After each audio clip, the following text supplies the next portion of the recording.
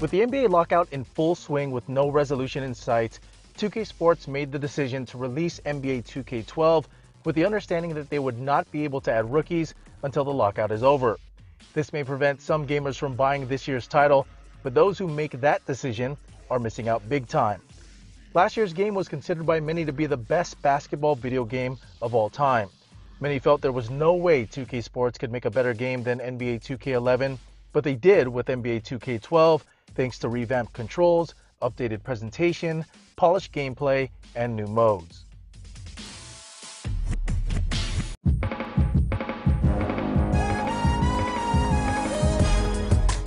If you played the NBA 2K series before, you'll have no problem playing NBA 2K12. Controls are pretty much the same as last year, with a few big exceptions that give users more control. One of the biggest changes involves the game's post-play.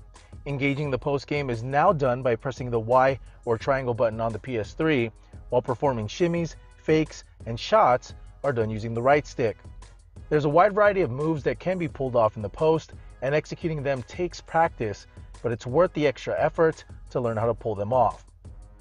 Changes have also been done with NBA 2K12's shooting mechanic. One of the few gripes I've had in past NBA 2K games was not having the ability to have total control of altering your own shots. Well, I can't gripe anymore, as 2K Sports has added total shot stick control to 2K12, which enables users to change shots in midair using the shot stick. And I've got to say, it feels pretty good to avoid being rejected with a simple flick of the stick. Ball handling has also been tweaked with the addition of blowout dribbles and the ability to completely control size-ups, step-backs, and hesitation dribbles. No more depending on scripted dribble animations, it's all on you in NBA 2K12. But the changes aren't relegated to the offensive side of the ball. Defense has been updated as well. Gone is the lockdown defensive assist button. 2K12 encourages user-controlled D, as facing up and sliding your feet are done using the left stick and trigger buttons. Defending the post can also be done using the sticks, and new defensive adjustments can be made to defend those cheesy pick and rolls, hop steps, and lead passes. 2K Sports wanted to give users more control, and they've accomplished that in a major way with NBA 2K12.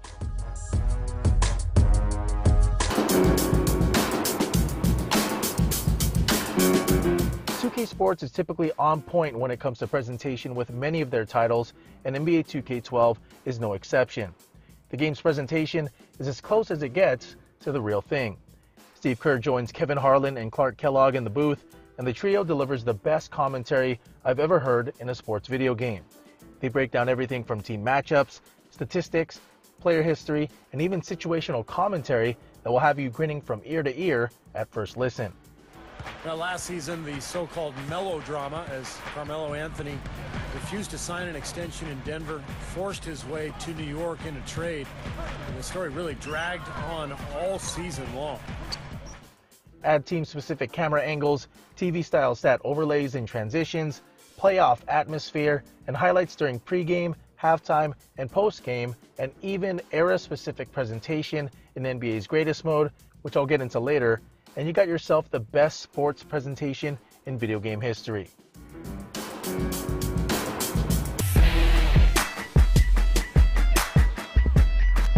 Not much has changed in terms of graphics, but not much needed to be changed anyway. Player models look slightly better than last year, as most faces and tattoos look more accurate.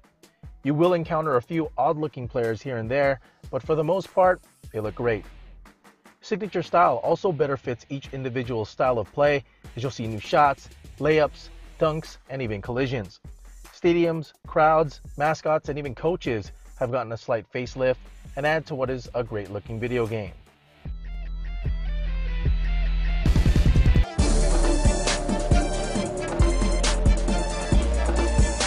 For the most part, NBA 2K12's plethora of modes will keep virtual ballers busy for quite some time. Most gamers will likely be spending most of their time with the game's newest mode, NBA's Greatest. Capitalizing on the success of last year's Jordan Challenge, NBA's Greatest gives you the opportunity to relive 15 historic games featuring 15 NBA legends, including Bill Russell, Julius Erving, and Magic Johnson. Instead of having to meet certain requirements, this year, all you have to do is win each game in order to unlock historic teams.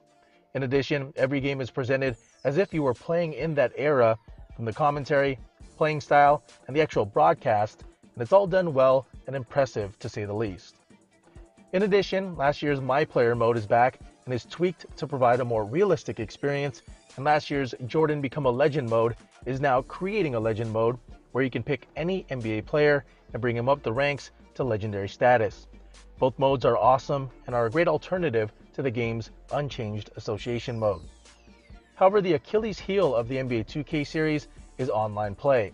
In years past, just getting a game going was troublesome, and based on my experience so far, that hasn't changed in NBA 2K12. Lag, disconnects, and simply not being able to connect online are pretty common, which means you're probably better off playing offline. Online association has been added, and although it's a fantastic idea, problems have already been reported. Last year's popular crew mode is also non-existent in 2K12, which may also draw the ire of some gamers. Other than the game's online issues, questionable elimination of crew mode, and the lack of having updated rosters, at least until the lockout ends, NBA 2K12 is as good as it gets.